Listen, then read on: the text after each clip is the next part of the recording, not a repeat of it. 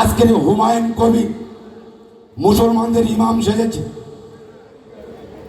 1992 সালে বাবরি মসজিদ ভাই, আর 2019 সালে বিজেপির ক্যান্ডিডেট। তখন বলেছে নরেন্দ্র মোদী আমার বাপ। এই হুমায়ুন কবির যে মসজিদ ভাঙলো, যে মসজিদ ধ্বংস করলো, আর সেই হুমায়ুন কবির বাবরি মসজিদের আরেকটা দাঙ্গা তৈরি করছে।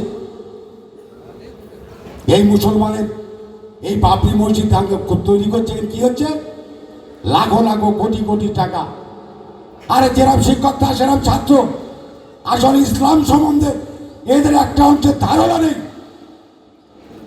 এরা মসজিদ করছে না ব্যবসা করার জন্য, এরা দাঙ্গা করার জন্য। একদিনও এই হুমায়ুন কবির মতো লোক আজকের ধর্ম বিক্রি করছে, এদেরকে গাছের গায়ে বেঁধে ছেটা পেটা করা উচিত। আমার মনে হয় এই শুভেন্দু অধিকারীর মতো লোক যারা ধর্ম ব্যবসা করছে, এদের ছেটা পেটা করা উচিত মায়েদেরকে দিয়ে।